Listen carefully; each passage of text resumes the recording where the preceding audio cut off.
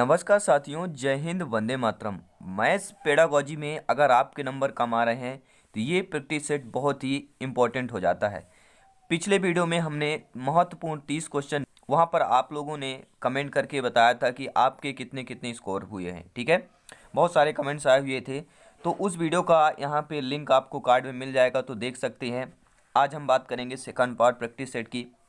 30 question हो चुके थे, 31 क्वेश्चन से 30 से लेकर 60 तक का क्वेश्चन करेंगे। ठीक है, चलिए आइए यहाँ पर देखते हैं। और सभी हर भाई बहन का स्वागत करते हैं आपके अपने यूट्यूब चैनल रॉकिंग इन्फॉर्मेशन, शिक्षा जगत का नंबर 1 चैनल, 2020 का number 1 channel rocking information YouTube channel. सभी भाइयों को जय हिंद, वंदे मातरम। ठीक है, स्टार्ट करते हैं। पहला क्वेश्चन है यहाँ पे आज के वीडियो का कि जेकब एल मारेनो का संबंध किस बीच से है। वेरी वेरी इंपॉर्टेंट प्रश्न हो जाता है, वीवीआईपी क्वेश्चन हो जाता है, क्योंकि ये नया अपडेट क्वेश्चन है।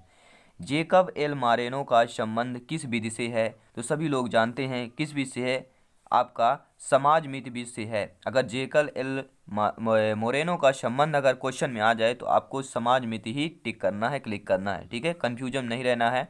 और पीडीएफ फाइल 2-3 दिन के अंदर प्रोवाइड हो जाएगी। लिंक आपको डिस्क्रिप्शन में दिया है, टेलीग्राम चैनल और व्हाट्सएप ग्रुप दोनों का। ठीक है, नेक्स्ट क्वेश्चन, समस्या समाधान विधि का सोपान है। बहुत ही महत्वपूर्ण प्रश्न है आपका कि समस्या जो समाधान है उसमें जो विधि का सोपान है वो सब कौन सा है आपका।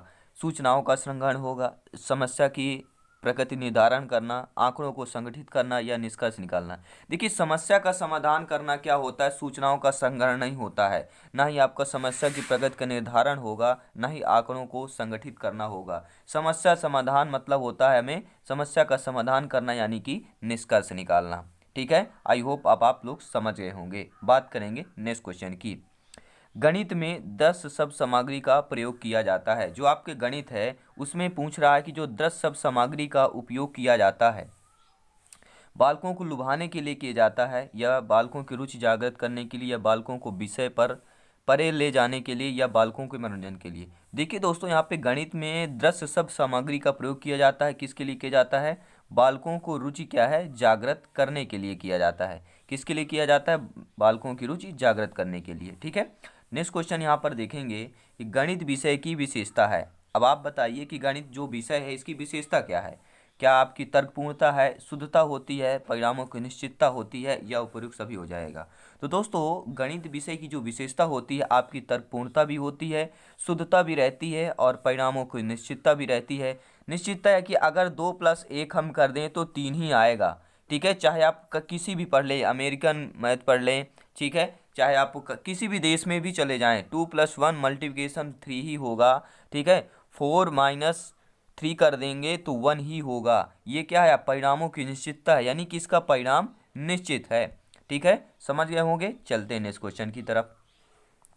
चिंता, बोध, तर्क शक्ति, विश्लेषण की क्षमता बढ़ाने वाला विषय है। जो आपका चिंता, तर्क शक्ति, विश्लेषण की क्षमता बढ़ाने वाला विषय है वह कौन सा है आपका? गणित है, समाज विज्ञान है, या आपका भूगोल है, या भाषा है। तो देखिए दोस्तों, चिंता, बोध, तर्क शक्ति, विश्लेषण क्षमता आपका बढ़ाने वाला जो विषय है आपका गणित ही होता है। ठीक है, तो चलिए आइए यहाँ पर देखते हैं 30 क्वेश्चन में आप कितना सही कर पा रहे हैं। कमेंट बॉक्स में नीचे खुला हुआ है, वहाँ पर हर भाई बहन कमेंट करके नीचे जरूर बताएंगे। ठीक है, बात करेंगे नेक्स्ट क्वेश्चन की। अगला प्रश्न यह इंपॉर्टेंट हो जाता है क्योंकि गणितीय निष्कर्ष सर्वमान होते हैं। क्योंकि जो आपके गणितीय निष्कर्ष होते हैं वो सर्वमान होते हैं, सभी लोग मानते हैं। क्योंकि यानी क्यों मानते हैं? ये सब के विचारों का आदर करते हैं, ये परिस्थिति के अनुकूल होते हैं, ये तर्क पर आधारित होते हैं, या उपर्युक्त सभी। तो अभी हमने पिछले क्वेश्चन में कुछ पढ़ा था कि ये गणितीय निष्कर्ष होते हैं, तर्क पर आधारित होते हैं, परिणामों की निश्चितता होती है। ठीक है, पढ़ा था ना? तो बस वहीं से क्वेश्चन देखिए आ गया कि ये जो गणित के निष्कर्ष सर्वमान होते हैं क्योंकि ये तर्क पर आधारित होते हैं। ठीक है, बात करेंगे नेक्स्ट क्वेश्चन की। शिक्षण उद्देश्यों का क्रमिक वर्गीकरण किया जाता है। जो आपके शिक्षण उद्देश्य हैं उनका क्रमिक जो वर्गीकरण किया जाता है किसके द्वारा है? किसने कहा है? बेकन द्वारा, कमेर द्वारा, शुल्टन द्वारा, या ब्लूम द्वारा। तो शिक्षण उद्देश्यों का क्रमिक वर्गीकरण किया जाता है किसके? ब्लूम द्वारा किया जाता है। बात करेंगे नेक्स्ट क्वेश्चन की। आई होप अगर वीडियो पसंद आए तो लाइक करते जाइएगा और सभी फ्रेंड्स को शेयर भी कर दीजिएगा। बात करेंगे नेक्स्ट क्वेश्चन की। ज्ञान संबंधी प्राप्त उद्देश्यों के अंतर्गत निम्नलिखित में से कौन सा कथन सही है। अगर बात की जाए ज्ञान संबंधी जो प्राप्त उद्देश्य, जो हमें उद्देश्य प्राप्त होते हैं, ठीक है, तो उसके अंतर्गत निम्नलिखित कौन सा कथन आपका सही है। अब यहाँ पर कथन पढ़ेंगे। पहला कथन है कि गणितीय प्रत्ययों का सही अनुप्रयोग। दूसरा है गणितीय चिन्ह ठीक ठीक पहचानना। तीसरा है आपका कि गणित के विकास की जानकारी में रुचि होना। चौथा दिया है गणितीय सिद्धांत की सही समझ। बिल्कुल सही बात है।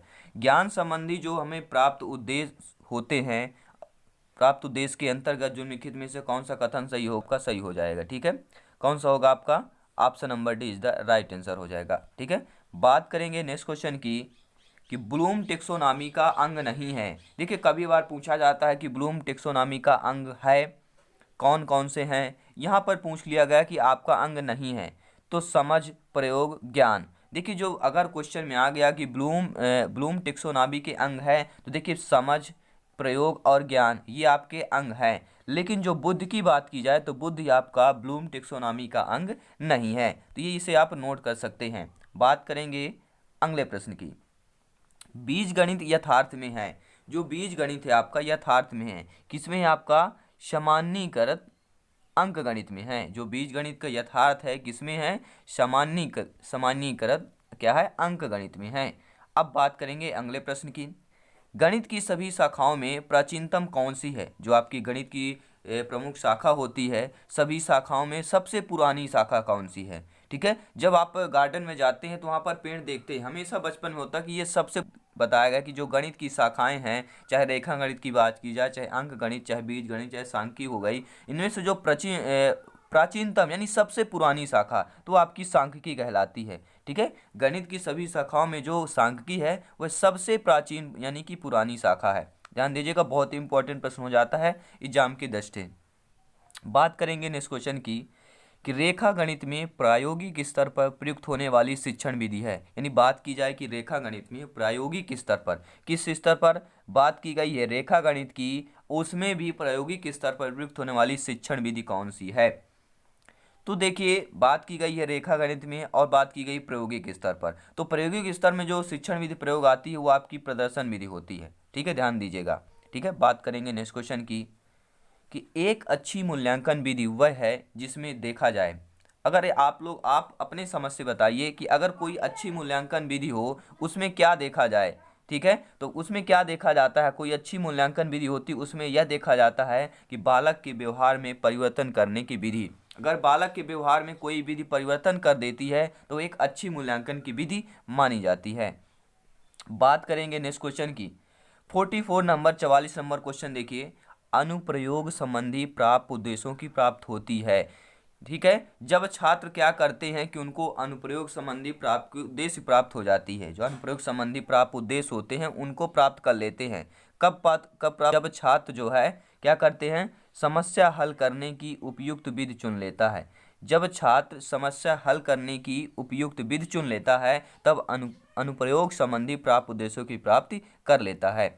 बात करेंगे अगले प्रश्न की कि शिक्षण प्रक्रिया का अंतिम सोपान है। बहुत ही महत्वपूर्ण प्रश्न है।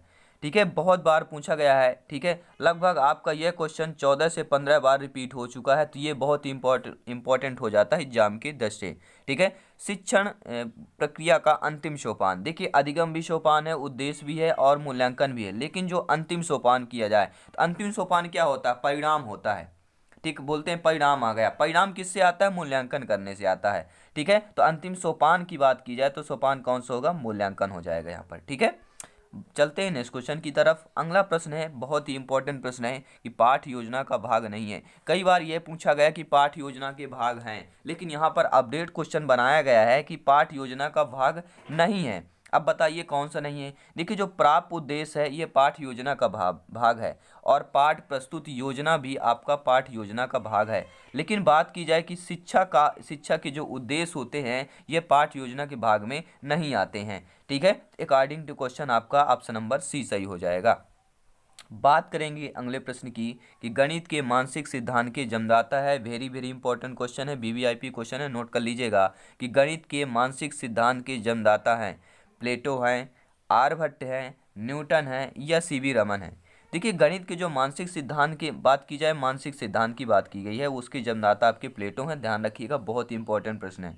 ठीक है, अब नेक्स्ट क्वेश्चन की तरफ बात करेंगे कि खोज विधि का प्रतिपादन किसने किया था। जो आपका गणित में खोज विधि है ना, उसका जो प्रतिपादन है कौन से महाशय ने किया था, तो आपके प्रोफेसर आर्मस्ट्रांग है। वेरी वेरी इंपॉर्टेंट क्वेश्चन है, वीवीआईपी क्वेश्चन है, लगभग ये 25 से 30 बार ये पूछा गया है, यानी कि यह क्वेश्चन आता ही आता है, कंफर्म आता है। ठीक है, तो इसको आपको जरूर कंठस्थ कर लेना है कि खोज विधि का प्रतिपादन किसने किया था, तो प्रोफेसर आर्मस्ट्रांग ने किया था। देखिए अपना अपना स्कोर जो है नीचे कमेंट बॉक्स में जरूर बताइएगा आप लोग। निगमन विधि का उपयोग है, अब आप लोग इसका कमेंट करके नीचे बता सकते हैं कि निगमन विधि का उपयोग है मानसिक क्षमता बढ़ाना, सूत्र की स्थापना करना, वैज्ञानिक दृष्टि विकसित करना या सूत्र का प्रयोग करना। तो निगमन विधि का उपयोग क्या है। निगमन विधि का उपयोग यह है कि सूत्र का प्रयोग करना, निगमन नियम या सूत्र का प्रयोग करना ही निगमन विधि है। ठीक है, समझ गए होंगे। चलिए चलते हैं नेक्स्ट क्वेश्चन की तरफ। अगला प्रश्न है, यह है, कह रहा है कि सामान्य से विशिष्ट की ओर शिक्षण सूत्र पर आधारित है। बात की गई है सामान्य से विशिष्ट की ओर। ठीक है, सामान्य से विशिष्ट की ओर बात की गई है, शिक्षण सूत्र पर आधारित विधि कौन सी है, तो सभी लोग जानते हैं जो सामान्य से विशिष्ट अगर जाना हो तो आपका निगमन विधि क्या है, शिक्षण सूत्र किस पर आधारित है, तो निगमन विधि पर आधारित है। ठीक है, बात करेंगे अगले प्रश्न की कि गणित सभ्यता और संस्कृत का दर्पण है। ये क्वेश्चन आप नोट कर लीजिएगा। ठीक है, अगर आप वाकई में कान बंद किए हुए ना तो उनको आज खोल के लीजिएगा। यह क्वेश्चन लगभग 50 बार पूछा जा चुका है।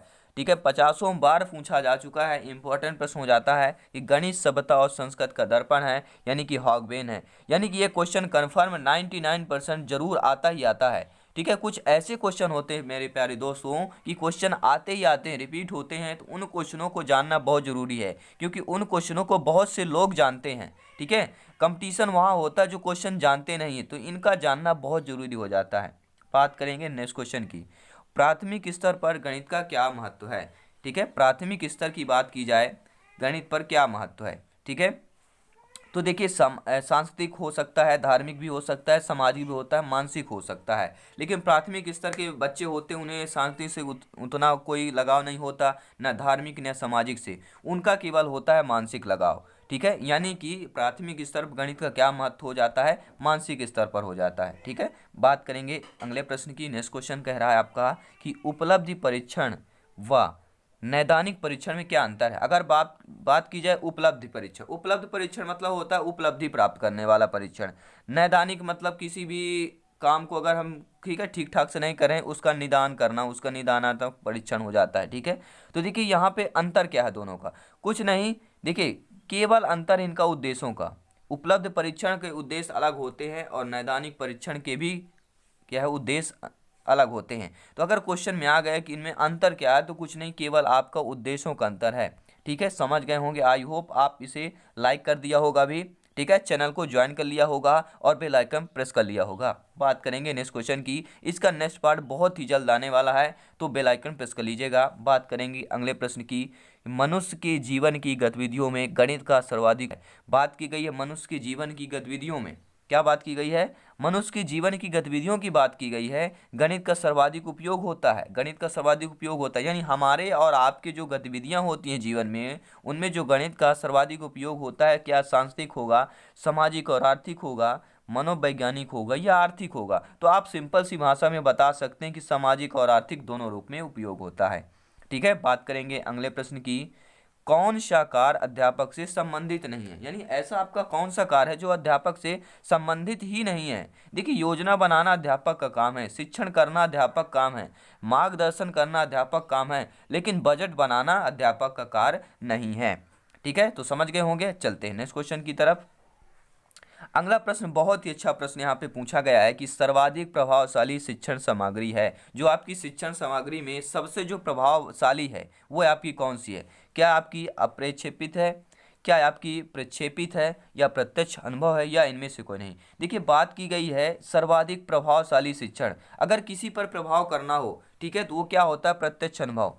ठीक है, किसी पर प्रभाव करना हो तो आपका प्रत्यक्ष अनुभव ही वहाँ पे काम आता है। यानी सर्वाधिक प्रभावशाली जो शिक्षण सामग्री होती है वह आपकी प्रत्यक्ष अनुभव ही होती है। बात करेंगे अगले प्रश्न की कि वस्तुनिष्ठ परीक्षण की सर्वाधिक महत्वपूर्ण विशेषता क्या है। अगर वस्तुनिष्ठ प्रश्न होते हैं उनकी सर्वाधिक महत्वपूर्ण क्या विशेषता होती है। देखिए, विश्वसनीयता होता है, वस्तुनिष्ठता होती है, वैधता होती है। विश्वसनीयता ये होता है कि वस्तुनिष्ठ अगर हमने सही किया है तो हमारा 1 नंबर क्लिक होगा। अगर आपने इस क्वेश्चन का सही में कमेंट वाकई में दिया होगा तो आपका 1 नंबर कलेक्ट हो गया। ठीक है, अब यहाँ पे वस्तुनिष्ठता भी होती है, वस्तुनिष्ठ यानी कि ऑप्शन भी होते हैं हमारे पास, ठीक है, चूज कर सकते हैं। वैधता भी होती है, यानी कि मानी जाती है, यानी कि आपकी तीनों होती है, तो आपका उपर्युक्त सभी इज द राइट आंसर होगा। बात करेंगे अगले प्रश्न की कि गणित सभी विज्ञानों का द्वार एवं कुंजी है, यह शब्द किसने दिया। देखिए, ये क्वेश्चन रिपीट हो चुका है, बहुत ही बार पूछा गया है, तो आप इसका आंसर मुझे कमेंट बॉक्स में बताइए कि गणित सभी विज्ञानों का द्वार एवं कुंजी है, यह शब्द किसने दिया था। आप इसको कमेंट बॉक्स। हम चलते हैं नेक्स्ट क्वेश्चन की तरफ। अगला प्रश्न यह है आपका कि गणित के अध्ययन से एक बच्चे में किस गुण का विकास होता है। बात की जाए गणित के अध्ययन में एक बच्चे में किस गुण का विकास होता है। क्या गणित का अगर बच्चा अध्ययन कर रहा हो तो बच्चे में किस गुण का विकास होगा। क्या उसमें आत्मविश्वास आएगा, क्या उसमें विश्लेषिक सोच आएगी, या उसमें तार्किक सोच आएगी। अगर बच्चा गणित का अध्ययन कर रहा है तो बच्चे में क्या है, ये आपके तीनों गुण का विकास होगा। आत्मविश्वास भी आता है, विश्लेषित सोच भी आती है, तार्किक सोच भी आता है। देखिए, आत्मविश्वास कैसे आता है, जब आपको पता है कि 2+3 ठीक है -5 कर देंगे तो इसका आंसर क्या आएगा, इसका आंसर 0 ही आएगा। तो क्या हुआ, यहाँ पे आत्मविश्वास आ गया कि इसका आंसर 0 ही आएगा। ठीक है, विश्लेषण सोच भी आ गई, इसमें सोचना पड़ेगा 0 कैसे आ गया, ये 0 कैसे आ गया, ये विश्लेषित सोच हो गई। तार्किक सोच भी यह तार्किक आधार पर कि पहले बोर्ड मास के रूल पर देखा जाए तो पहले प्लस करेंगे बाद में माइनस, तो 2+5 0 आएगा।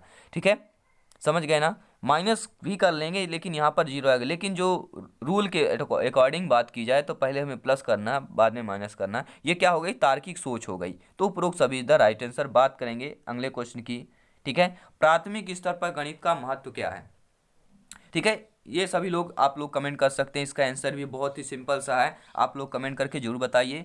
ठीक है, अब मिलते हैं नेक्स्ट वीडियो में 30 क्वेश्चन लेकर और आएंगे। तब तक अगर पहली बार चैनल में आए हो तो चैनल को ज्वाइन और बेल आइकन प्रेस कर लीजिएगा ताकि नेक्स्ट वीडियो आए तो लेटेस्ट नोटिफिकेशन आपको इनबॉक्स में मिल जाए यूट्यूब के। ठीक है, धन्यवाद साथियों, जय हिंद, वंदे मातरम। मिलते हैं नेक्स्ट वीडियो पर, तब तक के लिए टाटा बाय बाय।